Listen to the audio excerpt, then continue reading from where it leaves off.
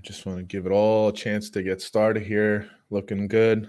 I love my bets this week, by the way. I don't love mine, actually. I feel very strong. I had trouble with the board this week. I have 3 for the NFL. I got to narrow it down to 2. So I'm going to see if you have one of mine. I may jump off. Okay. Let me just ask you if you have the game. Seahawks Detroit. You have that game? No. Bucks Chiefs? No. Denver Raiders? No. So now you have more work to do in your That's not helping. Shit. Damn it. All right. I'll figure something out. What's up, everybody, and welcome to Bump and Run. I'm Pete Colasano, joined as always by the man, Scott Bracey. What's going on, dude? Good afternoon, sir. And your UPS What Can Brown Do For You shirt today, sir. Representing, absolutely. Some of you may know we were not able to do the show last week. The pre-hurricane storm came through Scotty's neighborhood and knocked down a power line, and there was no internet and stuff at the house, so we were unable to do that. But we are back and ready to go, and we will start right where we should start, and that is in the baseball world, which is the fall baseball team that I've been coaching, because we didn't get to give an update last week because we weren't here. So let's start off with the good news. We're 2 games in and we're 2-0. So that's good. Have you lost on anybody yet? No, but I will tell you this. It was funny because we had our 2 weeks ago, whatever it is, I guess it's 3 weeks ago now. We had our first practice and we're walking off the field and Peter Richard turns to me and says, going out a little hard today, huh? And I was like, well, it was too hard. He goes, no, it's just, you really got after it. Like he was. What were you running, pickle drills for the first day out? I don't know. I just, I'm loud and I'm forceful and I'm not there to mess around. So I told him, I said, practices are for work and games are for fun. And I will tell you one thing that was great. There was, it's a higher level. So these kids it's the first time they're learning how to like take a lead, then like a secondary lead or steal. There's no limits on anything. It's like go anytime you want. Like, pitchers are pitching from the stretch and all that kind of stuff, right? So There's new things. And there was one kid who actually played at this level last year that in the middle of the game, so I was coaching third and he made his way over to third base. And I'm getting him to take a lead and then an extra lead and work on that pitcher and like kind of frustrate the pitcher by taking your lead. Sure. Look, the third baseman isn't really holding on, so you could take a little more. And here's a kid who's not always, gets a little goofy sometimes. I mean, he's a freaking kid, he's 11 years old. And he was like, oh, wow, yeah. He looked at me like with this look on his face to say like, yeah, I see what you're saying. Like he liked the idea that he was messing with the pitcher, getting a couple extra steps. Like he'd never really done that before, even though he played at this level the previous year. So, and then we had another nice practice yesterday working on like cutoffs. And like when you get the cutoff, we want the ball going to like the glove hand. So we're not doing a pirouette in the other direction and all that kind of stuff. And they really got it. They got it real quick. And it was nice. It was good to see. In fact, they got it so quick that we ended that session pretty quickly and we're able to do like a little inter-squad scrimmage and have some fun. So it was nice, when I was saying to Peter Richard, I said, look, see how quick we did that? I said, if you guys get it, if you pay attention, you work hard, you get it, we'll go do the fun stuff. We got to do the hard stuff first, and then we go do the fun stuff. So it's going very well. Is that his favorite sport? Oh yeah, definitely. Yeah, definitely. Yeah. There's no doubt about it. Good. So, we need a little bit more baseball. We do. In the youth. So that's the biggest baseball. We have a game this Saturday. I think Ian's going to wipe that out, but yeah, it looks that way, right? But you never know. So, but I'm hopeful. What I like is that I got a bunch of kids that are willing to listen. I don't know if I'm just so over the top that they have no choice but to listen. If that's the case, that's fine too. No. Yeah, whatever. What do you think? I'm a little over the top? Listen. I have my moments. I gotta tell you though, I mean, I haven't played for you in 20 years, but you might be worse now than you were back then, which is amazing because you were younger then, and I don't know. I don't think I'm worse. You were pretty easy to play for. I don't think I'm hard to play for. I don't get on kids. I don't think so either, but I don't get on kids. But again, though, if you do what you're supposed to do, no one's really hard to play for. If you just do. I totally agree. Totally agree. Yeah. But you know how I get. Like if they're not paying attention, I'm in their face like they're 11 years old. I don't care. Listen, they go to school, right? Like they have a teacher. I'm sure the teacher's doing something the same. Like, hey, get your head out of your ass or something to that effect. You know. Off the top of my head, I remember one play. I hit a kid late, and you're like, Scotty, and I'm like, oh, I'm gonna get it. And I turned around, and you went, yeah, that's all you did. Like dude, that's all you same did. Thing. You know what? You put your fingers down, and you just went, dude, chill. I did the exact same thing. I had a kid pitch, and I'll just give you a quick example, and then we'll move on to the second most important story in baseball right now. Yeah. I had a kid pitching. He throws gas, but he's still new to like working from the stretch and all this kind of stuff. So he was starting to like aim a little bit, you know. And I called time. He walked a couple guys, but he's actually a nice little pitcher, and not little. He's a big kid. So I walk out to the mound, and he's looking at me like, "No, I'm okay. I understand." I go, "Hey, I don't want to say his name because I don't want to call anybody out." Sure. Jimmy. I'm like, Jimmy, I'm not here to yell at you. I'm not mad at you. I said, just relax, dude. I go, I said, I didn't want to yell from the bench what I want to say to you now. He goes, what? I go, there's not a guy on their team that can hit you. So just relax, take your time and pitch. Don't worry about it. That's all. And I walked away, and he kind of like smiled and then mowed down the next two kids like they weren't even there. And it was yeah. I do the same thing. I still do that. That sounds kind of familiar. Stuff. Yep. There's a time to get up on someone's grill, and there's a time to just say, oh, we're good. We're good. And you know, the coaching 101, you know who to ride, you know who not to ride. Absolutely. Everybody's a little different. So, you know. So congratulations. Keep it going there. Yeah. So there's a team that plays in the Bronx. Not the Mets. No, not the Mets. I think they're called the Yankee Doodles or something like that. Oh. So first of all, congratulations to them as a team on winning the AL East. It's been a little bit of a rocky second half, but it looks like water has leveled. Which is great. And obviously a big congratulations to Aaron Judge on tying the famous 61 of Roger Maris. The parallels with this guy and that number, it's just very bizarre. It's very bizarre. The 61 in 61, it's been 61 years since he's done it. Maris wore 9, Judge wears 99, and they both play right field. It's very, very bizarre. I was watching Dan Patrick today. Tell me if this one's true. Was it 61? I think he said it was 61 swings since his last home run. Is that what it was? That is insane. I know, it's mind-boggling. It's weird. What the hell, man? It really is crazy. It's just totally crazy. But congratulations to him. I will be in attendance tomorrow night, hopefully for 62. How many games are left? I want to say 9. That's crazy too. You just said I want to say 9. 999. 9 or 6. Left. Let me see. No, you know what the funny thing is? I think the pressure is off now. I actually think the 61 is the harder number. I totally agree with you. Because anything after this is gravy. You know what I mean? Like, it doesn't matter. I mean, it matters, but it's the pressure's 6 off. left. 6 games left. I say he definitely gets it because to me, it's like matching the number is the hard part. Now he can relax because it's just, you just get your at-bats and just do your thing. And the team clinched. I think there's a lot of factors why he's going to relax. I agree. Totally agree. So, it's a big deal. What I thought was really, I'll just say fascinating. I'm not going to take sides on it today. There's a day for that, and I'm not going to do it today. Roger Maris's son spoke about it, and he said he loves the fact that it was a Yankee. He loves the fact that it was Aaron Judge because he thinks he's a great role model.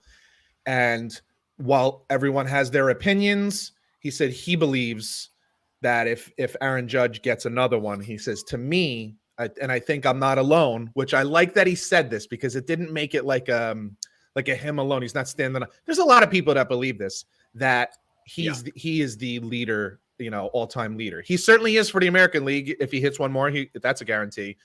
But the reality is a lot of people look at Bonds and Sosa and McGwire, and we know what went on, and we can say all day long that other people were on it, but other people didn't break records. Those guys did. And those are the ones that we bitch and moan about. They've all McGwire has admitted it. Bonds has never admitted it, and Sosa's like an alien at this point. We know what Bonds and Sosa has turned into the baseball version of Michael Jackson. I mean, he literally has like bleached his skin. It's just this whole weird thing going on there. It's unbelievable. I don't even know what to say about that. But so I just thought it was interesting that he feels And you know what's funny is it coming from him, it carries a little more weight because it was his dad. Now, they showed class when McGuire and Bonds and all these guys were going for these records. They were there just like they are for Judge, actually in the stadiums and stuff like that, which is great to see. I love that. But it is cool, man. Baseball is different than other sports where these numbers matter a lot. You know what I mean? Some of them are really magical numbers, whether it's 3,000 hits, 500 home runs, 61 home runs in a season. There's numbers matter in baseball more than any other sport. You ever see the movie For Love of the Game? Kevin Costner pitches for the Tigers. He's on a date with Kelly Preston, and she goes, "Do you ever lose?" And he goes, "Yeah, I've lost 134 times." And he goes, "Well, that's over like 15 years." And she goes, "You count that?" He goes, "You count everything in baseball. Everything. You count everything." That's what's like. You're right. Baseball's got that romantic, and then years down the line, when someone maybe is going after Judge's record, he'll be there and family and stuff like that. It's very cool that way. And I'm just happy for him. And obviously he's a great dude from what it seems like, and how watching the guys celebrate it. It's pretty cool. Well, listen, we don't know because we're not in the dugout and we're not in the locker room with these guys, but he seems like a super likable dude. He's certainly loved by the fans because when he's on the mic, he's fantastic. Yeah. And the idea that they didn't sign him, I don't think they have a choice now. They pretty much just have to give him a blank check and say, "Dude, just don't make it too bad." You can't let the guy who kind of set the record walk. You can't do that, man. So, but it is really cool, and it's nice that it happened in a Yankee uniform, of course. Yep. Let's do some NFL, man. I missed talking about it last week because there was a ton of games for us to talk about last week. We missed out on that. So let's talk about what happened this past weekend. I didn't even get to talk last week that my Jets pulled out a huge win. And then they come back to earth. They'd lay an egg. Well, everybody's screaming about Joe Flacco. Let's start here. Let's start there. I'm going to ask you a question. Please. Is this the question? This is the question. Let's start here since you brought up the Jets. All right. You ready? I don't know. Who should be more worried? Me with my Broncos or you with your Jets? In what way? Just in general? If you're a fan, are you worried about your team? Is that what you mean? You can look at it any way you want. I'm going to look at it as I got a brand new coach. I got a brand new quarterback, expensive quarterback, off all the off-season hype.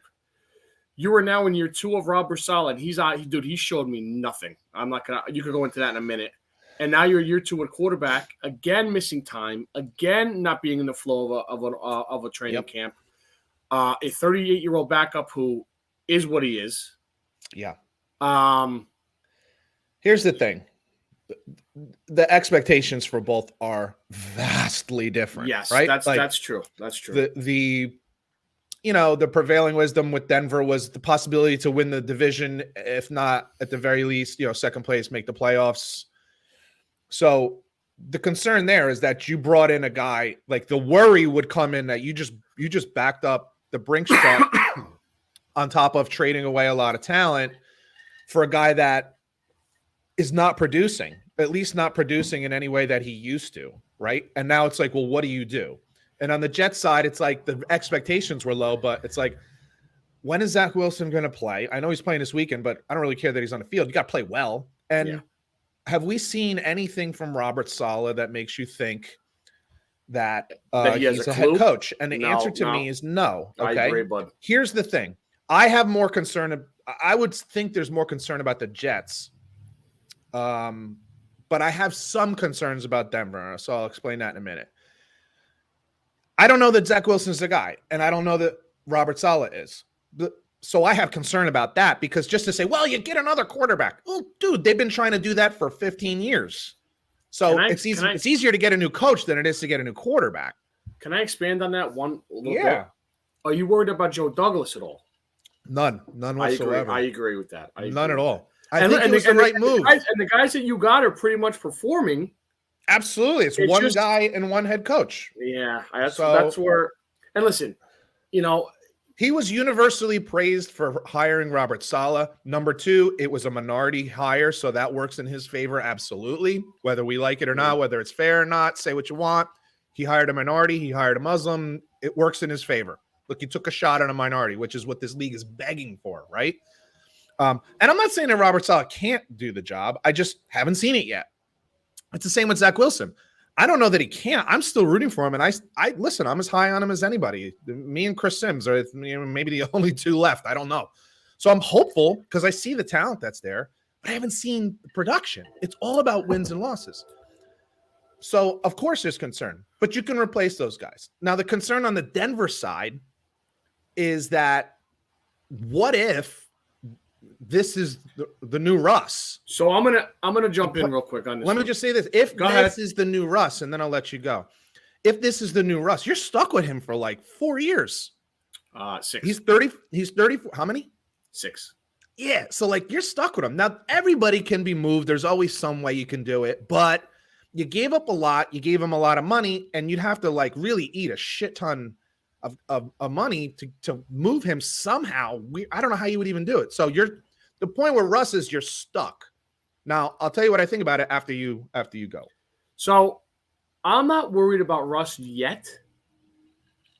New system, new team, new city, new all that. I think the coach might be in over his head, but Nick Sirianni turned stuff around last year, and there's room to grow there too. I'm not. And listen, they're 2-1. They feel 0-3, but they're 2-1, and you take the wins and you get out of there. The thing that you said with Russ going down the line though is if his legs are not working like we thought, we are in deep shit then in the fourth quarter on Sunday night, he looked like old Russ, 3rd and 6. Well, we wanted to see the 4th down in Seattle that night. But you know what? Sticking up for Hackett for a second, maybe they knew something about his legs. Maybe that's why they weren't running him around in week 1 or so. There's a lot of different ways you can go with this. He does look a little beefier for sure, which is weird because a year or two ago the news out there was he spends $1 million a year on his body. Well, maybe you need to spend $1.5 million because I think I'm actually a little thinner than you right now. But anyway, my God, I'm not terribly concerned about how he's being used. Listen, if you remember last year, the year before, when we were talking about Russ, when the rumors maybe first started, yeah, and we're like, oh, Seattle sucks with him. And I said to you, if you remember this, I said, he holds the ball for a long time. That's why he gets sacked a lot. Look what's happening with Denver. He holds the ball for a long time. And what was viewed as a pretty decent offensive line now giving up sacks and all this kind, giving up a lot of pressure. Remember we said he doesn't throw to tight ends. He had productive tight ends come in and he never threw them. Why? Because he's short and he can't see over the offensive line for those shallow, medium range middle throws. What doesn't he do well now? He doesn't hit the tight end over the middle, seam routes, short crossing. Yeah, we got 2 decent tight ends too, but you don't do it because it's hard for him. He's 5'10", 5'11". Okay. So what does concern me is that he's not running like he used to. He's 34, going to be 34 soon. Is it that he can't, or is he preserving himself? I don't know. That went through my head too. Preserving. Here's where I will give you some peace of mind, because I thought about this all day today. Actually, it's funny we're talking about it like this. Give Hackett some time. Let him see where Russ has got his skills. Okay, because one thing, this is not Lamar Jackson or Cam Newton or some of the I'm trying to think of who Jalen else Hurts or even like a oh God, what was the dude that played for Denver, the lefty? I'm drawing a blank. Yeah, this is not Tebow. Russ can throw. Like Russell Wilson can throw the football. So if he does nothing but sit in the pocket and just move from side to side, there's ways to use him. Maybe Hackett's got to go back and see what Seattle did and some of the things that he was successful in doing. I think they'll figure that out. Okay, I think they'll figure that out. I just think it should be said that maybe Seattle, when Seattle was getting shredded for not using Russ the right way, maybe it wasn't so much Seattle. Okay, maybe it was a little bit of Russ too. Okay, because we haven't seen like this amazing player for quite some time. Doesn't mean he hasn't put up numbers, and I still think he's good. I still think he's top 10. He's not elite anymore, if he ever was. I'm not so worried about Hackett's play calling per se. I'm worried about the head coaching part of it. Calling timeouts. It's his third game. I know, and I don't want to freak the fuck out. I'm not even saying this to you because this is the media narrative right now. Is that he's in over his head. Every fucking buddy is in over their head when they get into a new big time job. Yeah. Okay. I could become a principal next year. Guess what? I'm not ready for it. No, because nobody is until you do it. President of the United States, every single one of them, including Joe Biden, who used to be a vice president. He's been in the White House. Guy can't put a full sentence together. You're not ready for it. It's a reason why they all age like 30 years in 8 years, because it's a lot. It's hard. That's why very few people become head coaches in the NFL. It's hard. So there's a lot there. Give him some time, like just, I think it's a little unfair. Does that mean he's going to work? I have no idea. But like, you're going to judge this. You know who he is as a coach 3 games into his career. Did you know that about Belichick when he sucked with the Cleveland Browns? We got to right. just slow down. It's just. But that's a good lead-in, sir, because I'll tell you who does suck and continues to do. Well, let's go to Nashville, where the Las Vegas Raiders go to 0-3 with Josh McDaniels at the helm. I tell you, your boy Carr's not having a great start either, my friend. It's not terrible, but it's not good. No. And what's interesting, the Raiders are 0-3. Every single one of these games that they've lost by 1 possession. Now they're losses, so it doesn't matter. You lose, right? But I don't know that it's a foregone conclusion that they're done and toasted. I have some faith in McDaniel, at least as an offensive play caller, that he can get on the same page with Carr, and there's again take a little time, figure this out. Carr doesn't suddenly suck. McDaniel doesn't suddenly not know how to call plays. Where I have some faith there, I'll say, is that McDaniel has for years worked with very little talent on the offensive side of the football in New England and made it work. He finds ways. So I have to believe they're going to find a way. Defensively, they got some problems. Yeah, like they can get after the quarterback a little bit, but they struggle stopping the run. They give up points. It's not a great defensive team. They got a long way to go there. So, and Tennessee just keeps plugging along, man. Just when you think they're done, they keep plugging along. They have a very good head coach. They have a B- quarterback, but a very good head coach. And I don't care what anybody says. You have an excellent head coach and at least a B-level quarterback. You're going to win a lot of football games. I wouldn't be surprised if they still won 9, 10, 11 games this year. What's their record right now? What's Tennessee's record right now? Do you know? 1-2. Are they 2-1 or 1-2? They're 1-2. 1-2. Okay. What looked like to be a struggling Indianapolis Colts team with a red-hot Kansas City Chiefs team coming into town. You got one of those weird NFL Sundays where the Colts beat the Chiefs outright, and everyone takes a breath in Indianapolis. Yeah, this game is a perfect microcosm for the NFL. I tell people all the time, the difference between the best team in the league and the worst team in the league is about 1 inch. It might be a quarterback who's 10% better than the other quarterback. Like, the difference is not much. This is why, you very rarely see 17, 18-point favorites. You very rarely see even double-digit favorites. And if it is, it's 10, 11. Because the difference is not much. These guys are all pros, right? So here we are saying Matt Ryan's washed up. Defense, what that was good, stinks. They have no one to throw to. Bing, they come out and they beat what many people were looking at as Chiefs look like the best team in the league after the first 2 weeks. It's the NFL, man. It's hard. It's so hard to predict because these guys are all really, really good. Who knows from week to week? I think Indianapolis still has some issues to deal with. But I think Matt Ryan is a real pro. I think Matt Ryan is a real pro, and I think he'll figure out his part of it. So, I'm sure we'll talk about Jacksonville at some point. That division is funky, so it's not as easy as they might have thought it was going to be. Who knows? But, yeah. And as far as Kansas City goes, you know what? Sometimes, they were on the road. It's not that they played horrible. There's no concern there. No concern. There's none whatsoever. None at all. Nope.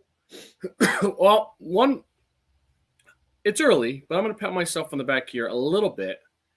I had this team making the playoffs this year, and you were very doubtful of this. The Mike McDaniel-led Miami Dolphins are 3-0, and they are fun. They almost got Tua killed, but they're fun. Yeah, it's it's funny. I just still don't have the faith. I know you don't. I can see it all over your face. Yeah, I still don't. I just still don't, because 3 games is not a season make. What's funny is when you think about it, what were teams watching film-wise to prepare for the Dolphins for the last few weeks? They were probably watching tape from San Francisco, right? Trying to see what he was doing over there. But meanwhile, the personnel wasn't the same. So now I'm interested to see, number one, what happens moving forward when now they have some real game tape, game film with the Dolphins and those players and Tua at quarterback. I'm interested to see what defenses do and then what adjustments he do. I will say this. He seems to have a pretty good offensive mind. And he also seems to have, how do I say this? Kind of like he seems to have a calmness on the sideline and he's in control. No I doubt. think he's just a little too nerdy for me. So I think if they lose a couple games, I don't know if he's a strong enough personality to lift them out of that. It's yet to be seen. I know it's all feel good. We love him. He's great. He's so easy to get along with. I like him. I'm sure you do. At 3-0, you got to love him. But what if they lose 3 games in a row? Is he the guy? Are they gonna have an pull them out out last year? Win 7, lose 7, win 5. That was great. Well, so we and to that point, who the heck was the coach last year? What the heck was his name? Oh, you do this every fucking time. I know. He did the lawsuit against like pretty much everyone in the NFL. He works for the Steelers now. Yeah. Well, anyway, he was a real alpha. Like he was a real like man's man, no nonsense in your face, kind of like get shit done kind of guy. And I can see him pulling these guys out of a 7-game losing streak and winning 7 in a row. I just don't know if I see it. The other thing I have is, listen, Tua literally got hit like one time. Brian Flores, right? Yep. I don't know how the hell that popped my head. Tua literally got hit one time, and he got hurt on that one play. It's game 3, and you're already like twisted. I don't have the faith in him physically. He got hurt all the time at Alabama, and that's playing against SEC players. I understand that. So, do I have faith that he's going to make it through he can't even make it through 3 games. He's going to make it through a 17-game season. Jimmy Garoppolo is twice the size of him, and he gets hurt every season. Like, I'm going to have faith that this guy, like 5'9", 185 pounds, is going to make it through the season. There's no way. I don't have any faith in that. So we'll see. But it was a good win. It's a huge win. Yeah. How about this? Buffalo ran 90 offensive plays and lost the game. That's disgusting. It was like 90-39. and our boy Ken Dorsey almost lost his shit. Oh my god! He almost jumped right out of the coach's window to his death. A familiar but sad and scary loss for our Detroit Lions, my friend. They blew a fucking 10-point lead. You said it perfectly. Familiar. 6 to go. Oh god! Dan Campbell beat himself up after the game for not having gone for it. Yeah, no, I don't know. I almost would rather see you like punt it than kick the field goal or go for it. Like, I don't know. Dude, culture is huge in sports. I mean, culture is huge. And he's trying to break, and they are trying to break a culture that goes on for fucking decades, man. The Jets have been bad, right? They've been, I don't know, they got the longest tenure of not making a playoffs, but their periods, even when Mark Sanchez was quarterback, they went to the AFC Championship game twice. Like, a couple years with Pennington, their years of success. Detroit is like, and the Jets are bad. Like, that's a bad culture, right? The Jets have a bad culture, but it's nothing like Detroit. It's just like 100 years of misery. And it's just hard to break that, dude. Like it's almost like there's just a vibe around them all the time that they just, it's like this film, this fog that they just can't fight through. But I still have faith in him and them. And they might be on my bets this week. I don't know. I'm thinking about it. Patriots lose the game and lose their quarterback, Mac Jones, in the process. That was very uncomfortable. The Baltimore Ravens. Yeah. Baltimore's defense is bad, by the way. This is a bad defense. Yeah, and Eddie texts me every Sunday yelling at me because it's Michigan's old defensive coordinator. I know. A Harbaugh guy. Yeah, right? Yeah. And I go, hey, listen, Chooch, you had him first. We barred him and you took him back. So. That's a bad defense. Because Mac Jones and New England moving the ball up and down the field at will pretty much. Like at times. Tell you, Mac Jones it's not flashy, but the guy just all right. He gets it done, man. He gets it done. Yeah. I stand by everything I've ever said. Everything I've ever said about Lamar Jackson, I stand by it 100%. Like, he's tough, dude. Like, he's tough to handle. Yeah, when it comes down to playoff games, when everyone's good and everybody's playing balls to the wall, and it comes down to like you're down by 8 and there's 2.5 minutes left, and you can't just run around. You have to throw. I don't have the faith there. I don't know that it's going to I still don't believe that it's going to happen on a regular basis. we talked about this before when we were speaking about the Rams, right? Like they won the Super Bowl last year, and you think everybody made it sound like it was a cakewalk through the playoffs. Like Matt Stafford, how many times did he bail him out against Tampa and bail him out against this one and bail him out in the Super Bowl? Like, yeah, it's hard. It's fucking hard to win Super Bowls, dude. You think like, oh, Kansas City, they ran roughshod on those teams. Dude, they were losing to San Francisco until the fourth quarter. Like, it's hard. It's not just run through very rarely is that the case. So, like, it's hard no matter who you are. And if you have faults, they're going to get exposed in the playoffs. They're not going to get exposed in the regular season because you're going to play enough bad teams. But, you know, their defense is bad, which was what was shown, frankly, against Miami for them to be able to come back the way they did. But Lamar Jackson is just, dude, the guy's as fun as a player as there is to watch in the league for the regular season. It just is. It just is. And I will say this. I've said I don't see him improving as a thrower. I've seen a little improvement this year. Yeah, as a thrower. If I'm being honest. You know what? I thought about that when I was watching a throw the other day. I thought of you. I'm like, oh, is it a little being better honest, there? Yeah, if I'm being honest, he's a little bit better. I still don't think he's great. I don't think he's a top 15 passer. They still have no run game besides him. Does he that's have scary. to be a top 15 passer? Yeah, I don't know, but God, is he fun to watch, man? Jesus. You mentioned this team before. The Jacksonville Jaguars go into LA and absolutely pummel the Chargers. And that's our boy over there too, man. That fucking Staley guy is fully entrenched on a hot seat right now, by the way. And they're banged up again for the 12th year in a row. They're banged up again. The whole fucking that's an organizational issue that should probably be examined. I mean, for years now, there's just tons of injuries, and it begs the question if there's proper preparation. I don't know. I'm not going to get into that, but it can't be luck every year. Usually these things even out. Staley's issues right now, number one, are strange calls, strange decisions, and then it's 38-10 in the fourth quarter, and you leave your fucked up all class, all world, all century quarterback in the game. The guy doesn't have a fucking clue, man. It's a bad look. I got to be honest with you, man. I think I called this one. If we're going to pat ourselves, I think I called it before the season. I said there's a chance that he might not be the coach. And then you made a perfect call that Sean Payton. Oh, you think Sean Payton wants to go in there? Yeah, and then I made a stupid call by picking him to win the division. I said, you love this team. But they're so talented. It might be self-jinx for me to... Dude, it's crazy. They should be doing way better. There's so much talent on this team. But Herbert's banged up. They just put Bosa on the IR, on the IL, whatever. It's a strange situation. But this is also how, remember I was saying to you, like, you can't keep telling me how great a quarterback he is, and he's a top 1, 2, 3 quarterback in the league, and you're going to miss the playoffs. I know. I don't want to hear it. I just don't want to hear it. I see the talent. I'm not denying the talent, but you know, you can't tell me like, well, the talent's there, but what? The talent around him isn't there?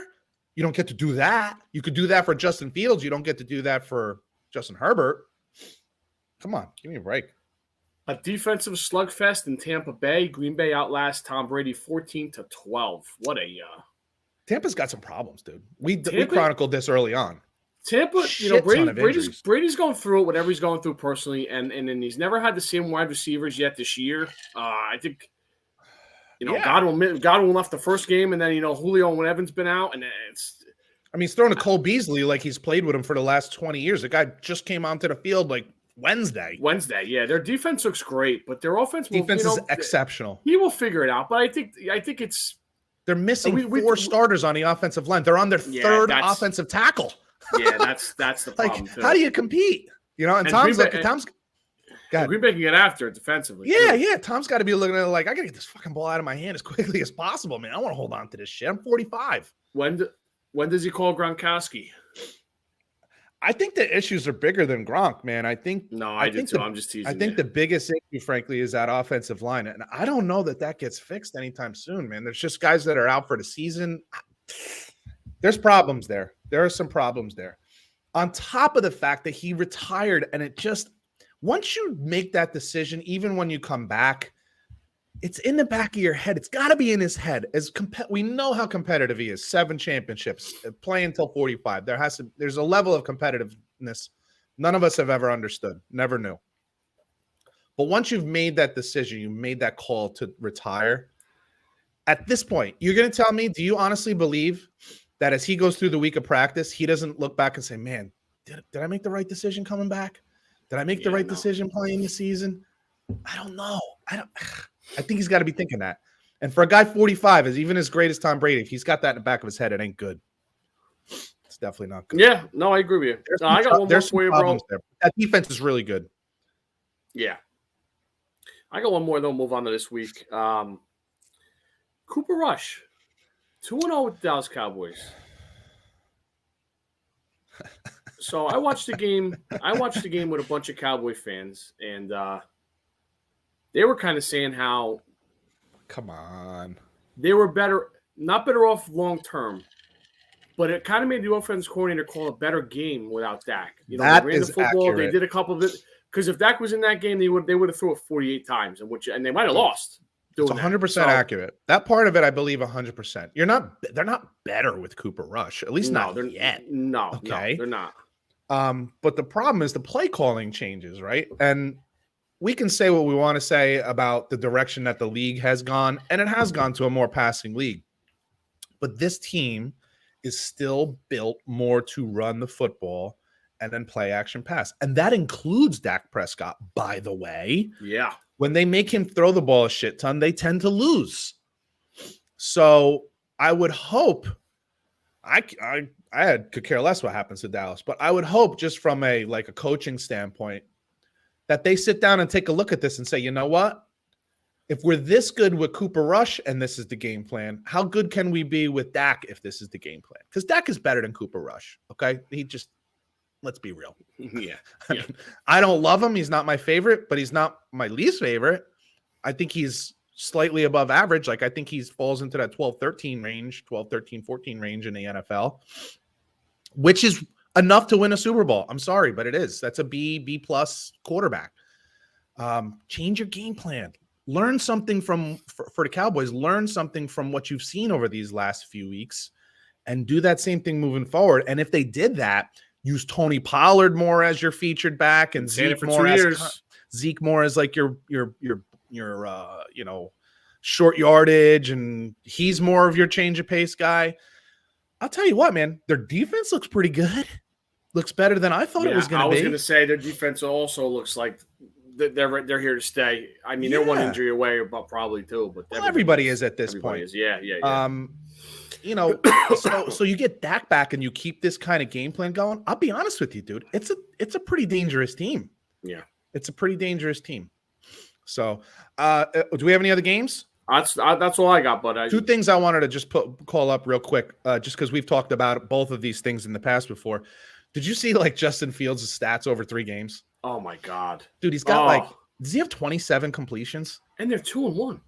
Well, that'll change. But come on, give me a break. Dude, but I'm going this week. Bears Giants. I might bring a pillow. Oh my! I'm seriously I think he's got 27 completions and under 300 total yards passing in 3 games. I think he's got 297 yards passing in 3 games. It's insanity. And then I got to hear people talk about, he's got no talent. He's got no this. He's got no that. Well, you didn't give Zach Wilson that because I'm thinking a coward last year. He's like, Zach Wilson sucks. Yeah. Well, you didn't give him that chance. You didn't give Mills over in Houston. You didn't give him that chance. We did. And I'm giving Justin Fields that a little bit of a break now. I'm not talking about that. I'm telling you what I see when he throws the ball, when he does have time. If he doesn't have time, that's not his fault. Give me a break, The other thing I wanted to tell you, do you see the Rams starting to kind of crumble a little bit? Yeah. All of what we talked about, right? Hey, it worked. This load up on the high end, it worked. You won your Super Bowl. I tell you what, I know they're 2-1. They find ways to win because they got a really good coach and they got an A- quarterback. So you're going to win a lot of games just with that alone. But you can see a lot of cracks, a lot of guys starting to get injured. They literally are down to Cooper Kupp. The Robinson thing hasn't worked out yet. Not at all. You're starting to wonder where's their offense even coming from at this point because they don't run the ball very well. We pointed out that they lost the left tackle Whitworth, right? Yes, and they didn't really replace him with anything even close to as good. I mean, it's hard. He's a Pro Bowler. You're starting to see some chinks in the armor. You're starting to see what we talked about how they were thin at the top and they didn't have a lot behind it. I think be careful be careful with the Rams moving forward. I wouldn't be surprised if, listen, it's a long season and it's a rough sport, dude. If they get a couple more injuries, this is a 500 ball club. I'm just telling you. Yep. I'm just saying. NFL Week 4 tonight. What do we got? Tonight. Big game tonight. 3-0 Miami Dolphins at the 1-2 Cincinnati Bengals. Now I got to ask you a question. Mm-hmm. Did Tua hurt his back, or did he get his bell rung? Okay. I was watching Dan Patrick, and I forget the guy's name that was on. He goes, Dan, I've had a lot of back problems in my life. I don't remember any time tweaking my back where I started shaking my head, trying to clear the cobwebs. Yep. Exactly. But he did. But Tua came back in the second half and played his balls off. So, I mean, maybe he was okay. I don't know. Yeah. Cincinnati gets a win last week at your Jets. Do you want to call on this game? They didn't look good. I have. I might be. This might be one of yours. Yes, sir. Okay. Yes, sir. Yeah, I love Cincinnati in this game. First of all, I think they're more desperate. Second of all, Miami's just coming off like 3 emotional games, and it's a short week, and Tua's banged up. Like, I just think it's a lot to ask. Like they played that first game. It was a New England. It's the Patriots. It's a rivalry. They always kind of handle. And then it was like the massive come from behind game against Baltimore, which was amazing. And then beating Buffalo at home, and like even though they kind of got out 115 degree weather. Yeah. Like I just think it's a lot. And now you're going to go play a team who's 1-2. Super Bowl losers. They're 1-2. They're a lot more desperate for a win than Miami is right now. So I kind of love Cincinnati tonight a lot. I don't know. What's the spread in the game? 4. 4? Yeah. Is it in Cincinnati? Yeah. Yeah, I love Cincinnati tonight. But I will say this, dude. You can say what you want. Joe Burrow is getting his ass handed to him still. Yeah. But yet he's still there every game. He doesn't get banged up. He's not the biggest quarterback in the league, but he's still out there playing. I tell you what, man, I got a lot of respect for that dude. A lot of respect for that dude. Jesus Christ. Walks with a swagger, but yet he doesn't talk cocky. Right. You know what I mean? Yeah. Like there's this swagger about him that you're like, dude, this guy thinks his shit don't stink, but he doesn't talk like that. Why not? I think the guys on his team see that and they're like, what is it with this fucking guy? There's just this thing about him. I think they like him for it. I tell you, I saw him get up last week, one play, and he was looking at his ear hole. I was like, holy shit, man, this guy Yeah, he's tough. He's fucking tough, man. And he's good. He is really good. The 1-2 Tennessee Titans go to the 1-1 Indianapolis Colts. I would think this is 2 desperate teams for a victory. So this might be one of your more physical games of the weekend, I would suspect. Where's that game being played? It's a division rival. It's in Indianapolis. It's a division rival. And I had mentioned to you that the landscape of that division is changing because Jacksonville is a real player now. I mean, they just are. So this is a big game for both of these teams. I can't believe I'm saying this like 4 games into the season, but if you want to maintain a possibility of winning the division, you're going to have to. This is a must win for both of these teams. Speaking of your Jaguars, they travel to Philadelphia and play the 3-0 Eagles. What did I say in the fucking offseason? You get a guy with competent coach, knows what he's doing, quarterbacks, Doug Peterson, and look at the step that Trevor Lawrence has taken. You get Urban Meyer's circus the fuck out of there, and now look what's going on. It's amazing to me because the one question I had that I've had going back for years now, back when Peterson was still the coach of the Eagles, was how much of it was him and how much of it was Frank Reich. And now maybe some of it was Frank Reich. I'm sure the combination of the two obviously is better than just one. But clearly this guy, he does a really good job, and the players respect him. I think him being a former player, former quarterback, Trevor Lawrence looks like a different kid. Listen, they bolstered the offensive line. They spent a ridiculous amount. They overpaid for receivers, which they had to do, or else who's coming to Jacksonville, right? Right. So you do what you got to do. But they look pretty darn good. And not for anything, the defense actually looks pretty freaking good. They do. They look pretty competent, dude. Do you know who the D coordinator is there? I heard it the other day. I can't think right now. I heard it the other day. I don't know who it is. But I tell you what, man, Well, dude, they have a lot of high picks the last couple of years, so they. It should be, right? It should be a better team. I think that's probably, if you were to say, who's the most improved team at this point, I would think it's probably them. I would think it's Jacksonville. Mike Caldwell. Not to be confused with Jim Caldwell. Yeah, I don't know who he is. I don't know who he is either, but he's doing a good job. He's doing a really good job. The 2-1 Bills go to 2-1 Ravens. The Bills are all banged up in the secondary, right? They got a guy out for the year. One of their good players. I think they had 5 or 6 guys out on defense this past game against Miami, which wonder they didn't play particularly great. But yeah, where's this game? Baltimore? Yeah. So the funny thing is, like, we talk about Lamar Jackson and all the running and all this stuff and how long can he do it. Buffalo's got to find something where Josh Allen is not the only running game that you have, man. This can't go on forever. I know he's a big, strong, tough kid and he's athletic and all this kind of shit, and he's still young and whatever. He can't be your leading rusher week in and week out. I mean, Lamar Jackson doesn't even do that. He's not, if he has a breakout game where he has one of those 70-yard runs, he ends up being like the leading rusher. But for the most part, he's not the leading rusher. Josh Allen's the leading rusher week in, week out. Now, listen, this offense is explosive as I've seen in a while in the NFL. Like, it's a pretty unstoppable offense right now. But the one thing that concerns me, again, 17-game season, then you got playoffs. He's going to be your leading rusher every week. Like, that's not healthy. Wow. It's a recipe for disaster. And how much does that end up affecting him as a passer? I don't know. Was he banged up at all on that one play near the goal line? I don't know if it was a go for 2 or if it was a fourth and goal where he bounced it into the end zone. And I'm like, I don't know. Was that affected by the fact that you run the ball 15 times a game? I don't know. Maybe not. But that scares me. But they're good.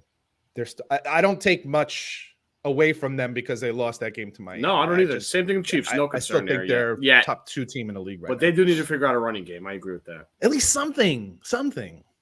The 2-1 Chiefs go to Tampa Bay Sunday night and play the 2-1 Buccaneers. Interesting for the Chiefs that they're on the road twice. They're coming east twice.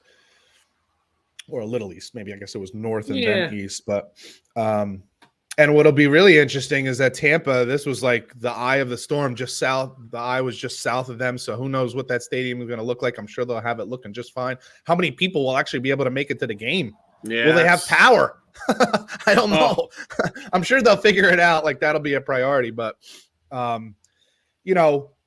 does that affect any of the players? How about any of the workers in the stadium? I know the players left to go to Miami, but what about the trainers? What about the everyone else, the people who work the sticks, whatever, all the little ancillary things that we don't ever notice, all those things got affected as well.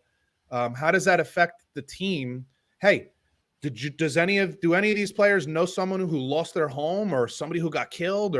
These things matter. These things affect. That's a tough home game for them. Tough week for Tampa in general. So we'll see how they respond. Plus, they've been struggling so much on offense.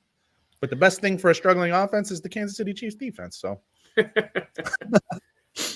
last one. I hope he gets Evans back too from the 1-game suspension. I'm not sure about Julio and everybody else. That's a huge thing. I'm sure Tom is thrilled with that. Absolutely. Monday nighter, 2-1 Rams at the 1-2 Niners. Jimmy G looked great coming in. Last minute. No preparation. Then he had a whole week to prepare, and he did not look good at all. He didn't look great. I feel a lot of it was play calling. I know he's getting killed for that one play at the goal line. Yeah. It's not Dan Orlovsky. Give me a break. Dan Orlovsky was 4 yards out of the end zone, and he kept going. He didn't even. And then ran 25 yards. Give me a break. Like, it's not the same thing. But with that said, Jimmy should have known where he was. He was 12. He's in his drop 12 yards deep. And Denver's defense did a good job. That's a pretty good defense. Say what you want about them offensively, but their defense has done very well, and their defense has done very well against the run, which is what San Francisco wants to do anyway. If you're gonna keep San Francisco scoring down, the way to do that is to stop the run, because Shanahan loves the play action pass. That's his bread and butter. So we'll see. I still have faith in Jimmy G. I don't know about this week, but I have faith in him in general. So we'll see how that goes. That should be a really good game.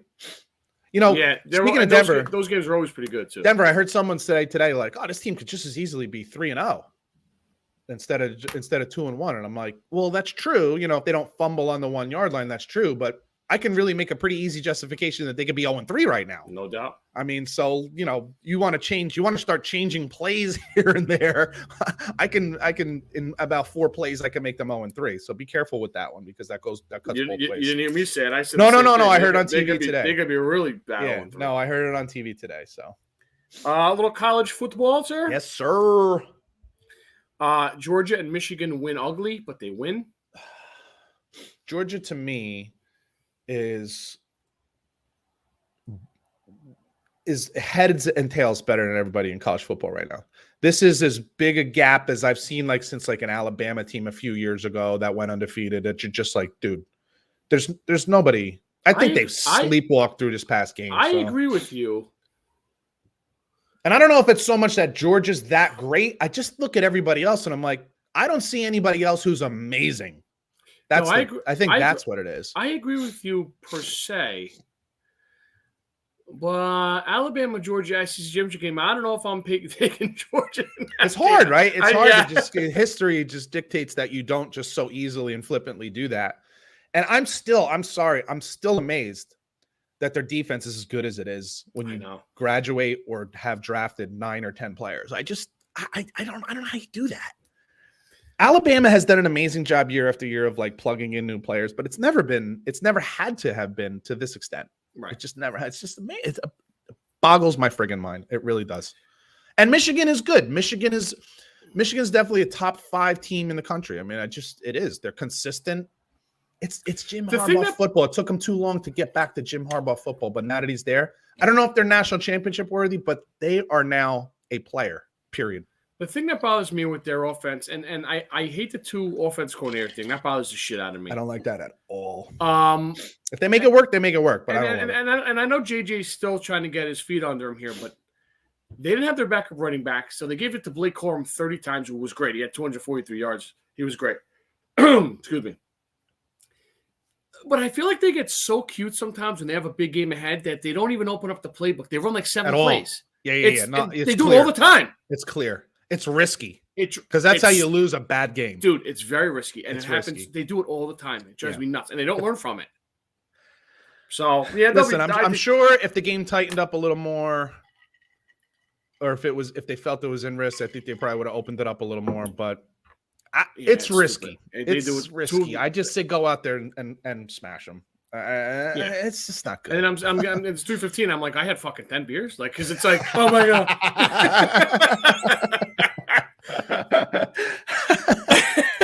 I know that feeling real well. Ohio State smokes the injury-heavy Badgers. The Badgers are. Is Paul Chris at some point going to get a little? I don't know why they won 11 games last year, didn't they? Yeah, but did they win 11? 10. Well, you're gonna fire a guy 1 year off of 10 wins. He wins 10 wins, got 10 wins every year. But if Michigan smoked them, somebody else smoked them last year. It's a bad year. It's a bad year. It's clearly a bad year. I mean, listen, they lost to Utah State. They have 2 losses already this year or 3? Yeah, no, listen, they might not even make a bowl game. But I'm saying you're gonna fire a guy off No, I know. I know. I'm a little. It's Wisconsin. It's not. I don't know who that would be fair to. He's got 10 or 11 wins every single season he's been there. If Ryan Day loses to Michigan, watch that. He might get fired. Different story, right? It's a totally different scenario. Different expectations, different scenario. He would never get fired for that. But if he lost 3 years in a row, oh my God, he might be on a hot seat. Your boy DJ. Hey, before you just mentioned Ryan Day. Yeah. Do you think he's a someday NFL coach? I don't know. I don't know either. When they were talking about that in the offseason, I know. I don't know. I wasn't there with that. I look at him as a college guy. Yeah, I do too. And I really do think because I even look at Nick Saban and I say, I still think if he wanted to, and if he just really drilled it down, I still think he could be an NFL coach. I just think he has that ability to do it. Yeah, I agree. I don't think he ever will. I'm just saying I look at him and I say he could coach the NFL. He's a pure alpha. But Ryan Day just to me looks like a college coach. He just looks. There's a lot of shit, man, in the NFL, man. These guys are just you know what? They had a taste, and then they're like, "See ya." Yeah. And I give Coach K, he flirted with the Lakers, and he's probably like, you know what? There's a LA, a lot of bullshit. What do I need? Do I I'm need good. that? I'm good in Durham, North Carolina. Yeah. Do I need that? Exactly. Go ahead. I'm sorry. Your boy DJ Uyunglele finally shows up, but their defense did not. They won an overtime game against Wake Forest. We didn't get to do the show last week. One of my picks was going to be Wake Forest. It was my bet of the week. Were they +8? They were +8. 7.5, something like that. Yeah. It was. Well, I had it at 8, and a buddy of mine, he's like, "What do you like that?" I go, "Dude, I love Wake Forest. I think Clemson is wildly overrated." And then the game goes to overtime. He's like, "Oh, this is great." I go, and he got the line at 7.5. So I go, "Dude, there's one scenario where you get screwed." He's like, "What are you talking about?" I go, "At some point in overtime, you have to go for 2." I said, "If they go for 2 and then Wake Forest, I don't know why I keep wanting to say Wisconsin. If Wake Forest doesn't get anything, they win by 8 and you lose." He's like, "Dude, what the fuck?" I'm like, "I'm just saying they got him to overtime. I was right. The Clemson is wildly overrated. Wildly overrated. I'm not even convinced that this is a top 10 team." I had him in my Final Four. Yeah. And they might go undefeated, but they're going to get murdered in the playoff. This is a wildly – their defense is pretty good, but then they didn't play very good against Wake Forest. And then DJ carried him. Yeah, it was a weird switch of the – He's not good. He's not a championship quarterback. He's just not very good. So they'll lose somewhere down the line. Listen, don't be surprised that Syracuse is an improved team in college football. Pittsburgh is still kind of tough. I'm a big Florida State fan. I wouldn't bet Florida State to beat Clemson. Yeah, I don't think you're there yet. It wouldn't surprise me if they did. I don't know if the game was in FSU. I wouldn't be surprised if Florida State. I think Clemson is not great. I really don't think they're great. I just don't. The Trojans last second win in Corvallis. That's a tough place to play for them. They've lost a couple times there over the years. But yep, I think this knocks them down to earth a little bit. Don't you? Yeah, think? I think it's a good thing for them too. Honestly, yeah. Everybody was beating off because they beat Rice, Fresno State, and Stanford. Like, can we slow down as them being one of the top 5 teams in the country because they beat some teams that are outside the top 100 in the country? Like, seriously, slow down a little bit. Oregon State is not a bad team. That's not a bad team. That's a pretty good football team. I agree. They're improved this year. They're a decent team. So, but it's a win, and it was on the road, right? Yes, sir. And a win on the road in college football is a win, and you take it and you pack your shit and get the fuck out of there as quick as you can. Yes, sir. You do a little Hail Mary and say, "Thank you very much. Take care. See you next week." Oklahoma smoked by Kansas State for the 3rd time in 4 years. Bad loss. This is a bad loss. This makes oh my God, what's the coach there? Mr. Venables. Yeah, Brent Venables looks bad here. Yeah, I don't know what else to say about it. And that's his defense too, coach. Yeah, that's what I'm saying. Like, you're a defensive coach, and you couldn't shut them down. And it's Kansas State. It's not like it was Texas, understandable. Baylor, understandable.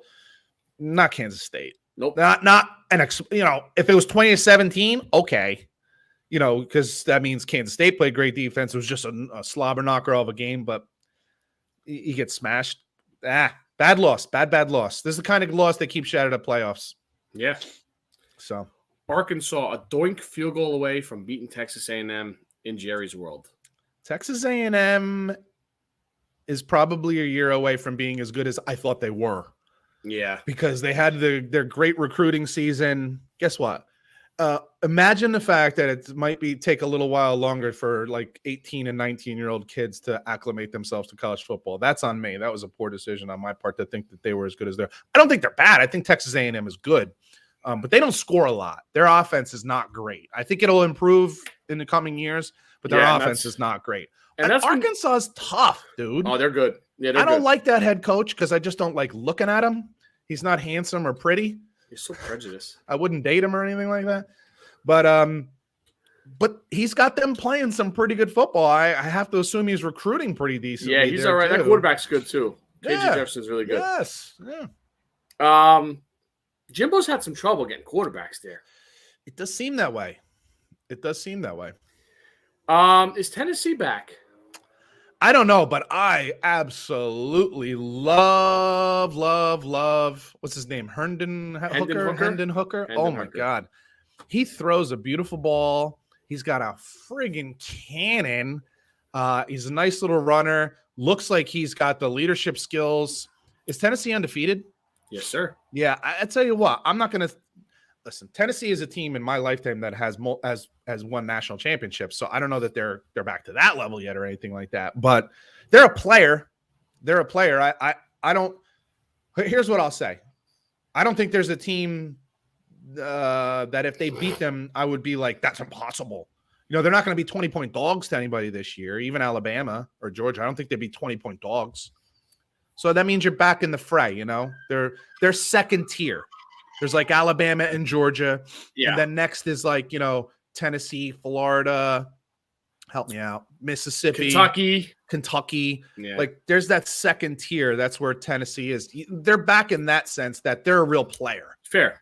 And their defense looks nice too. And they got off to a slow start and then came and their defense turned it on, which I like seeing that. Like that's to me, when I see teams do that kind of stuff, you fall behind, but then the defense kicks in. You're thinking like the defense is playing bad, but the defense actually kicks in and then the offense falls. I love seeing that, man. That's a good sign. I love Neyland Stadium when they do the checkerboard in the stands. It's awesome. It's a gorgeous place. It's one of those stadiums that I really want to go to. Plus, it's over 100,000 people. Yeah. It's a great place. Great place. Very cool. One more for me. I'll tell you who's not back, and that would be the U. Oh, no. Oh, no. Boy. Who did they play last week?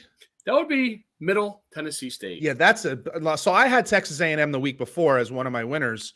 But Middle Tennessee looked like they're better than Texas A&M, at least on offense. I know. Like Miami looked bad. So can we slow down on the crystal ball thing? Like somehow he's the savior. You need players. You need great players. Like Nick Saban is great because he gets the number one recruiting class every friggin' year. Georgia is now really neck and neck with Alabama. Why? Because they get the best goddamn recruiting class every year. You got to have the players, dude. I remember Bobby Bowden saying this with Florida State. They were like asking him in an interview, like, what's your secret? He goes, I go out there and I get the best players in the country. Like, he's not trying to like say he's a genius. Like, I go get the best players, and the best players usually win. And Miami's not there. Miami is not there. On Twitter Saturday night, Josh Gaddis, their offense coordinator, was at Michigan, and he left. I think he left because I think they probably told him, if Harbaugh leaves, you're not getting the job. So I think he got his feelings hurt and left. But people are like, this fucking guy comes to Michigan, his best offense, and then Michigan was like second in the country in points per game, and Miami scores 9 points against A&M, and now they lose Middle Tennessee State. Yeah. And me and my Michigan buddies are texting, and we're like, dude, that's what you get with this guy. He's very like. We jump on these bandwagons really quick, and I'll go back to what I literally just said. Maybe Harbaugh just brought in a lot of really great players, and those players played great. You know what I mean?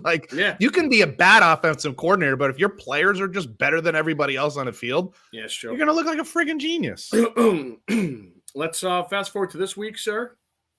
My Wolverines go to Iowa City. It's a tough place to play. I'm glad that game's not at night. It's a noon kick. Still scary. Iowa's offense is very bad, but the defense is very good. So we'll see what happens there. This is definitely not one of the better Iowa teams. This is one of the worst Iowa teams I've seen in a while. I could care less. This is a really dangerous spot for Michigan. Absolutely, dude. This is a really dangerous spot for Michigan. They've been on a nice roll. I expect them to win the game. Don't get me wrong. Yeah. I don't think it's going to be as easy as you would think. No, I don't at all.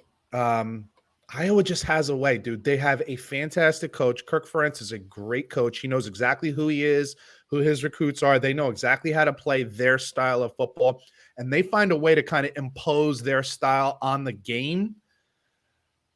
I don't think Iowa's going to win the game. I think they have very little chance of winning the game, but I just think it'll be tough. And no matter what, it's always a physical game. When you play Iowa, it's going to be physical. I think for Michigan, they got to be very patient. I think they're going to play two deep safeties. Don't let JJ take the top off the defense and give you run the ball and take those slant routes and comeback routes. But I think it's just a game you got to be patient, and then eventually you kind of wear them down. But don't come in flat. Don't come in flat. I don't care that Iowa hasn't been playing great. Just don't come in flat. You'll lose, and that'll be a bad. If they were to lose, that's a bad loss. That's a bad loss. So don't do it. Number 7, Kentucky at number 14, the Mississippi Rebels. I'll tell you what, man, this might be the game of the week. I'll hold that. I'll reserve that idea until I hear the rest of the games you're going to call out. And it's fun that it's not, known to, regulars. Kentucky's a real football team, dude. Yeah, this isn't a basketball game, folks. No. This is a real and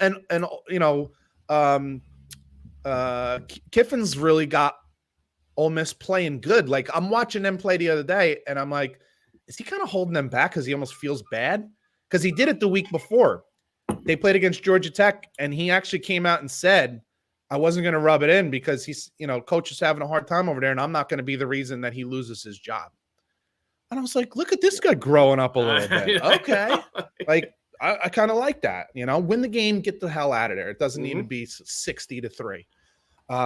But these are two real football teams. This is not a joke. Like, Kentucky went into Florida and whooped on them. Ole Miss wins. Correct me if I'm wrong. Aren't they both undefeated right now? Yeah. I believe they are. Like, this is they're both ranked in the top 20, not just top 25. I think it's 17 and 14, right? Oh, it's top 15. You should listen to the show, Pete. It's pretty good. It's 7 and 14. Yeah, like, these are two really good football. It might be the game of the week. It's 7, dude. That's insane. And I think it's warranted. Their defense I think it's probably a top 3 game of the week. Fantastic. Number 2, Alabama. Where's that game, by the way? Where's that game? At Ole Miss. What's the spread? I don't know. I think Ole Miss is favored. I know they're fair. I think it's like 2.5. I don't have an opinion on that game. I really don't have an opinion on that game. Kentucky is really good. Hold on. Kentucky's really good. I think it's 2.5. I think it's Ole Miss 2.5. 7. Damn, that's a big line. Wait, Ole Miss is fair by 7? Yeah. If I think it should have been 2.5, then somebody knows something. Take Kentucky. Somebody knows something. That's a big line because they're the 14. I might change a pick. Oh boy. Number 2, Alabama goes to your boy, your favorite coach, the Arkansas Razorbacks. Tough spot. At least they're home. Yeah, Arkansas is coming off a tough game. Alabama is not. You want to spread for this game? It's got to be in the 20s. 17, right? Yeah, I thought it was 17. 17. It's a tough spot. Alabama's still really good. That's tough. I think there's going to be some points in this game. Listen, this is not the same Alabama team that we've seen for the last 5 years. Like, there's some holes. Strangely enough and unusually enough, there are some holes there. So we'll see. I wouldn't take Arkansas. I'll tell you that right now. That'd be a ballsy move. Are you number 9 Oklahoma State goes to Waco and plays the 16th ranked Baylor Bears. Do you still not like the Oklahoma State quarterback? He's playing. He's growing on me. He's pretty good. He's a nice little player. He's growing on me. What's his name again? Spencer Sanders. Yeah, he's a nice little player. And for our buddy Chris Roethlisberger, how you doing, my friend? He loves this guy. And I mean I mean hates. Well, he's a nice little player, and he's a fun guy to watch. He's a fun player to watch. Should be an interesting game. He'll do something stupid at some point. He may. He does. But then he does something amazing. He's got that Brett Favre kind of thing in him a little bit. Is Gundy underrated? It probably is. I think if he wanted to, he probably could have gotten a more high-profile job. I think he's a good coach. Listen, here's why I think he's a good coach. There have been coaches before him at Oklahoma State who have won, but none of them have won year in and year out. Right. Like he did. Like he has. I mean, you could pretty much pencil them in for 10 wins every season. Last year was supposed to be a down year, and they end up in the goddamn Big conference championship game. Yeah. So, I think he's a really good coach. But kind of in the same line of Krzyzewski, who you just mentioned, I think he's really happy where he is, and he has no interest. Well, he's an alum there too, so I think he's very happy there. I think he's really happy, and there's no reason to go anywhere else. His wife there, his kids grew up. Yeah, I think it's. But if you were, I tell you what, I'd have more confidence in him doing well at Miami than Cristobal doing well at Miami. Oh, how about that? That's a good call. Yeah, I think it'd be a great fit. I think he would rock that place. You can imagine him recruiting South Florida. Or the state of Florida? Forget about it. How about a Gundy at Texas? Too big? First of all, he would never do it, right? Because you just said he's an Oklahoma State. No, I don't think there is a job that's too big for him because I think he's a big personality. You have to have that big personality, that big, bold, set of balls. And he's got a creative mind too, which is yes. Yeah. Now think about this too. He's lost coordinators year after year after year. They go, and yet they're still. And then they don't stick around at their jobs. And this guy's still running out fucking. Yep. Yeah. So, yeah, I think it's a good question. And I think the answer is yes, 100%. I think he's underrated. I think he's recognized as a good coach. I do too.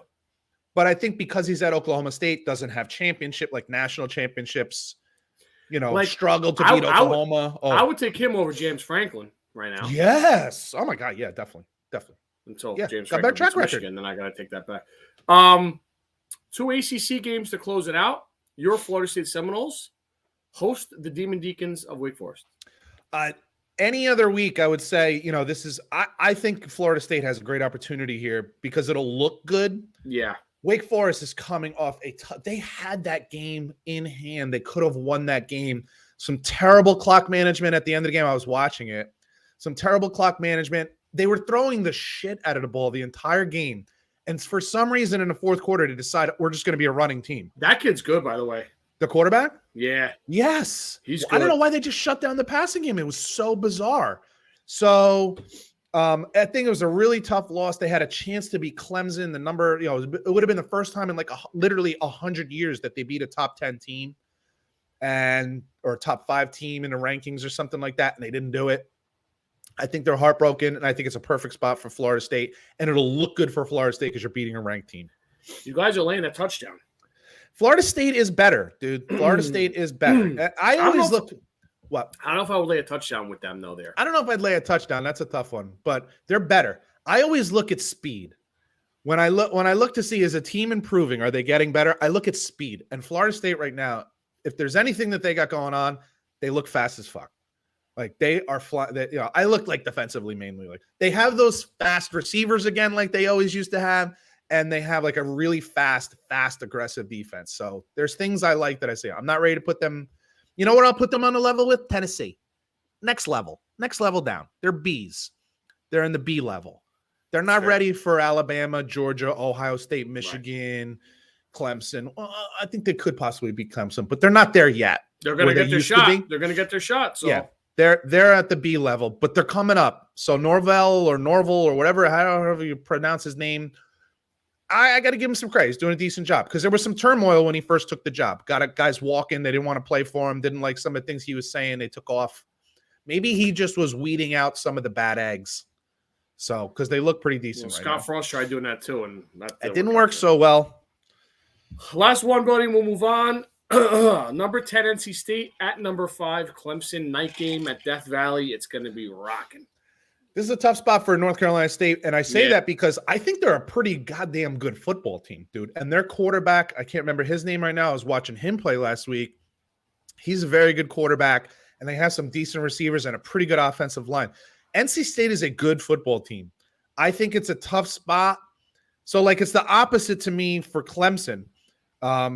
They got a real scare last week against Wake Forest. I think that ends up being like a wake-up call. You come home, you have a wake-up call, and you put on – I wouldn't be surprised if you see one of their best performances this week. But I think NC State is a really good football team. I think they'll probably lose, but I still think they're good, and they'll make some noise moving forward. They have a really good quarterback. If you get a chance to watch this game, I can't remember his name again, but the NC State quarterback is pretty goddamn good. Yeah, I'm looking at it now because I'm drawing a blank too. Leary.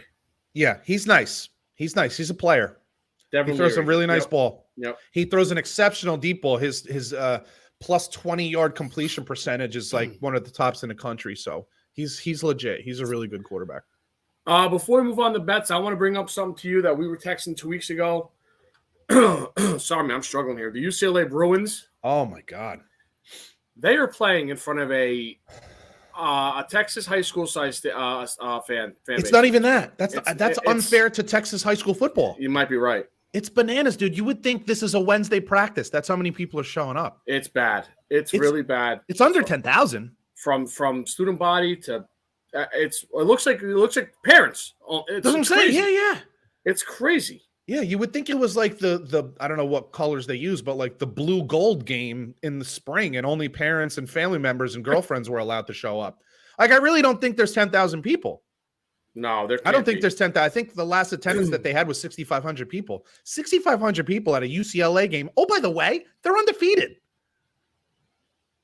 Barely, but they are undefeated. They haven't lost a game. Yeah. Like you're UCLA. This is Los Angeles, University of California, Los Angeles, and you're undefeated, and you got 6,500 people coming to a football game. I'm begging everyone who's listening to this podcast, go online, just Google UCLA football attendance, and look at the picture. Yeah. Because the Rose Bowl is fucking huge, right? What does it hold? 90,000? 100, 101, 90, 100,000, whatever the hell it is. And you see 65. Oh my God. You see 6,500 people sitting there.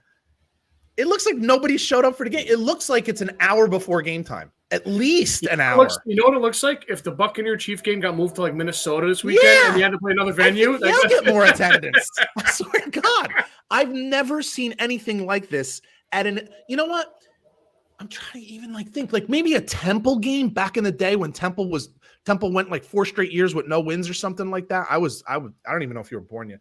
Like there was a time where Temple was so bad. They lost by 50 every week, never won for like 4 straight years. I think Al Golden was the one who came in and then they actually improved and started. So it was in your lifetime. I can see that. It's in Philly. Philly's not exactly like college football town. So like nobody would come. There'd be like 150 people. Rutgers would go down there and shit on them. Like it was just bad, right? But it's Philly. That's not college football country. This is UCLA and they're undefeated. Like it blows. I feel like it's like a protest thing. Is this some kind of like woke protest against the violent patriarchy of man football kind of thing? I don't know what is going on. Maybe them going to the Big Ten? Well, they're not leaving California. They're not leaving the planet. Yeah, they're not leaving your school. You hear what Troy Aikman said? UCLA is not now going to be located in Big Ten country. It's still going to be there. It's so crazy. The crowd's got to get bigger when those teams come in, right? It's got to. What did Troy Aikman say? He suggested that they change venues. To what? A high school stadium? No, Elmwood Park? Remember when the Chargers first moved to LA when they were waiting for their stadium built and they played in that soccer stadium? Oh my God. Is that embarrassing? I know, man. That's so embarrassing to even say that out loud. I mean, seriously, you've got to be kidding me. I'm like embarrassed for them. It's just terrible. It's just bad. It's just bad. We'll leave it at that. I hear music playing. Do you hear the music playing? I don't, but I do. Of course you do. You know what time it is? It's time to gamble. Best bets. Do you have results from a couple weeks ago? So Scotty was 2-2 2 weeks ago and is 6-5 overall. I would have been 2-2 this past week. Just Peter, I was as well. Peter was 2-2 2 weeks ago and 4-7 overall. Ugh, I got some catching up to do, but I feel good this week. You need a week, and I do not. So this might be your chance to. This is my chance. Let's do this. this. Start us off, bud. Okay, let's start in college football. I mentioned before we were talking before about how Kansas State just shit on Oklahoma. I can't imagine that this has sat well with the Oklahoma Sooners. Short and sweet. They're playing TCU. They're favored by 6.5. I would expect Oklahoma to win by 3 touchdowns. There's no way they're not going to come back and play their balls off. Give me Oklahoma minus 6.5 over TCU. By the way, I love the fact that it's just under a touchdown. I love that, get the benefit of the hook. I'm going to stay in the Big 12, and I'm going to go the opposite of that game. Kansas State coming off a huge win, coming back home. Everybody's patting them, all kissing babies, blah, blah. The Texas Tech Red Raiders come in. They can play. And they're getting 8 points, and they're well coached, and they can move the ball. Yes. I don't know if they win, but I think they keep it close. Give me the Red Raiders plus 8. I love this pick because I'm a huge believer in college football. Mediocre teams winning big games coming into a letdown. This is a perfect spot for a letdown. So, and that's why the opposite is why I took Oklahoma. Good team. Yeah. Shit loss. Next week, they usually want to just rip somebody's head off. So I love both of those picks a lot. We're going to go to the SEC. I've been a fan of Texas A&M. I've bet them 2 out of the first 3 weeks, I think. I'm going in the opposite direction here. They've won some nice games, but close games. And now they're on the road against Mississippi State. If I'm not mistaken, I don't know what the rankings are. I don't think Mississippi State is ranked, right? I don't think so either. I don't think so either. They're right outside of it, I think. Okay, so this is a system bet right here, and it works even better in college basketball. You bet a home unranked team who's favored against a ranked opponent. So right now, Texas A&M is ranked, but they're on the road at Mississippi State, who's unranked. So, but even though Mississippi State is unranked, they're favored to win the game. Vegas is telling you that Mississippi State's going to win. Give me I hate the line here, 3.5. But give me Mississippi State minus a 3.5 over Texas A&M. Texas A&M just doesn't score. I'm a huge fan of Mike Leach, and any chance I get to bet Mike Leach, I'll take it. I'm going out west. Arizona State's a mess. They stink. They're firing an NFL level head coach in the end zone after a loss. You got to be fucking kidding me, dude. Ugly. Have a little class there, sir. No class. USC coming off a very, very tight, scary win on the road. They come home. They're laying 25.5, and I think they win by 38. They're going to smoke Arizona State. Yeah, I wouldn't be surprised. I like that one. It's a lot of wood, but for all the reasons you just said make total sense. So we're good with college. That's it, man. Let's go. We'll head to the NFL. Sundays. I'll tell you what, I was going to cut mine down to 2, but because I'm like doing so bad in my record, can I take my 3 picks? Sure. It might work to my detriment though, but I'm gonna take a shot this week. I don't think the Seahawks are as good as they looked against Denver. They looked pretty bad the following week, and I gotta think I have faith in Dan Campbell. I just think he grows as a coach every week. The one thing you can't say is that Detroit can't score points. They score points kind of at will, man. This is one hell of an offense, and I think Seahawks, their offense is not so great. What a great opportunity for that Detroit defense to get healthy and look good. Give me Detroit minus 4.5 over the Seahawks. They are a little banged up, but I do like that pick. That's okay. So this is a battle. You're scaring me. This is a battle of two quarterbacks we don't love. One we're kind of rooting for now, but the other one we are really kind of rooting against for a lot of reasons. The Carolina Panthers are 1.5-point favorites over the Arizona Cardinals. This is in Carolina, right? Vegas is telling you that they don't like the Cardinals. I know. I bet the Panthers 2 weeks ago against the Giants, and they fucked me. They did. I'm going to try them again. I think that young defense is going to get after Kyler, and I think the Heat starts to rise up a little bit with coach and quarterback, making a lot of money. Give me the Panthers minus 1.5 against the Cardinals. That is a ballsy pick. I'll give you some credit for that one. Although, everybody was just going crazy over Kyler Murray's performance 2 weeks ago against with that comeback win. The comeback against the Raiders? Yeah, it was against the Raiders, right? Now, there's a reason why they were down 23-0 too. Like took the words right out of my mouth. It's true that fourth quarter performance was amazing. But are you going to totally discount the fact that he sleepwalked through the first 3 quarters and the first game? Like that he had a look on his face like he just didn't even care. Some of those plays that he made were amazing. Where's it the whole game? Why does it take to the fourth quarter for you to turn it on? That bothers me because it's not always going to be there to turn on. It's not always going to work like that. Right. Like that's just so, yeah. I'm going to take the Chiefs -1 over the Bucks until I see the Tampa look healthy and able to put points on the board. You're not shutting down the Chiefs. They're going to score in the mid-20s at least. And the Bucks have shown me nothing over the last few weeks that says to me they're capable of scoring 20. So I think the Chiefs are going to score more than 20. I don't think the Bucks can score 20. So give me the Chiefs -1, even though it's on the road, coming off a loss. Give me the Chiefs -1 over the Bucks. I just think they're a better team right now. So, I'll tell you in a minute. I'm touching tonight's game. I'm going exactly what you said before. You said it during our preview. Bengals, the Fins are 3-0 as road dogs here. 2 is all banged up. Bengals got to win against the Jets. They don't look good, but you get that win under your belt. Now you can kind of take a deep breath, relax a little bit more. They dominated the Jets. The Thursday night home game is a real thing. You don't got to travel. It's a short week. I think Burrow. I don't think it's going to be a real pretty game. Give me 26-17, 26-20, but I'll lay the 4. Give me the Bengals -4. Yeah, I like that. I like that a lot.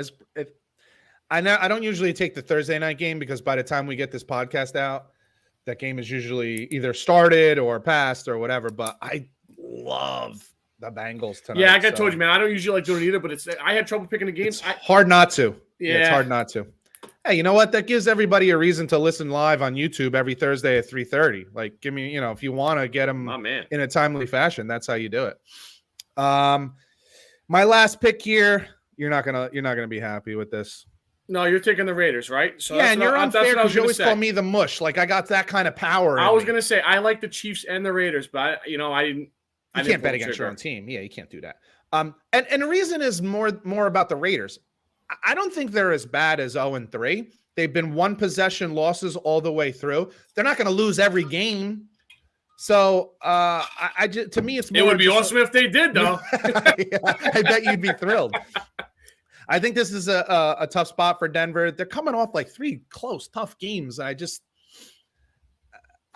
believe that they'll figure it out. I believe Hackett and Russ will figure out. Russ has weaknesses. He has things that he doesn't do well, but he has things that he does really well. So they'll figure out the things he does well, and they'll do those more, and the things he doesn't do well, they'll do less. I just don't know that it happens this week, and I think the Raiders are a very, very, very desperate team right now. I agree with everything you just said. Give me the Raiders -2.5 over Denver. So what's your ticket look like this week?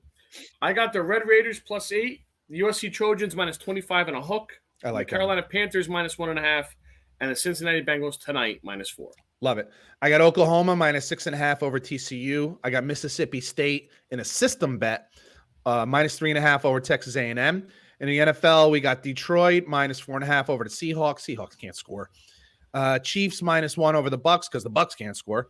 And the Raiders -2.5 over Denver because Raiders are as desperate a team in the league. If I'm not mistaken, I think they're the only team that doesn't have a win. I don't know how the fucking Broncos lost to the Seahawks. That game really pisses me off. It's a bad loss. Yeah, it's a bad loss. They're the only team without a win? I think you're right, Coach. I think they're the only team without a win at this point. Fucking McDaniels, you asshole. I'm back. Sorry, I'm back. 81 in the books, my man. 81, bro. I got 5 for you. All NFL players. Number 5, Super Bowl champion, 2003 Rookie of the Year, 3-time Pro Bowler, old school player, ex-Niner, Cardinal, and Raven wide receiver, Anquan Bolden. Number 4, 3-time Super Bowl Hall of Famer? I don't think so. Right? I don't think so. I think he's right under that. I don't think so. Like him and Hines Ward are like close, but I think Hines was better. I don't know. It's very like I don't know. Yeah. But they're putting everybody in now, so who the fuck knows? That's true. Number 4, 3-time Super Bowl champ, 1984 All-Pro, 3-time Pro Bowler, 1980s All-Decade, NCAA and NFL Hall of Fame Redskins receiver Art Monk. Number 3, Super Bowl champion, 2003 All-Pro, 7-time Pro Bowler, 2000s All-Decade team, NCAA, and maybe an NFL Hall of Famer, ex-Rams wide receiver Torrey Holt. Is he a Hall of Famer? See, I look at it and I say, if I have to think that hard about it, my answer is no. Yeah, but that process has now changed. But God, did he have a stretch there? Yeah, 5-6 years of. Is that enough? Terrell Davis at 4. He's in. Who? Terrell Davis. He's got 2 Super Bowl championships. Holt's got 1. Yeah. I don't know. That's a tough one for me. I'd probably lean no. I'd have to see some numbers. Number 2, 5-time All-Pro, 6-time Pro Bowler, 3-time led the league in receiving touchdowns. 2000 All-Decade team. Guy's fucking bananas, but he was a great player. Ex-Niner, Cowboy, Eagle, Bengal, and Bill, Hall of Fame wide receiver Terrell Owens. Yeah, he's an absolute nutcase. He is, unfortunately, a Hall of Famer. Didn't even go.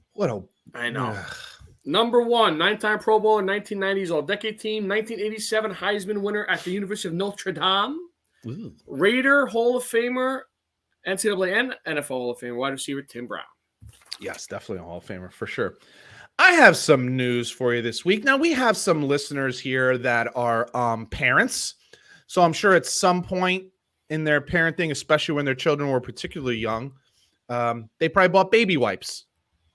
You know, some adults use baby wipes, just a little, get them cooled on. Yeah, get the pits and the parts and all that kind of stuff, just to refresh up a little bit. Pits and the parts. I like that one. Parts. Yeah, just to refresh a little bit, right? And the crevices.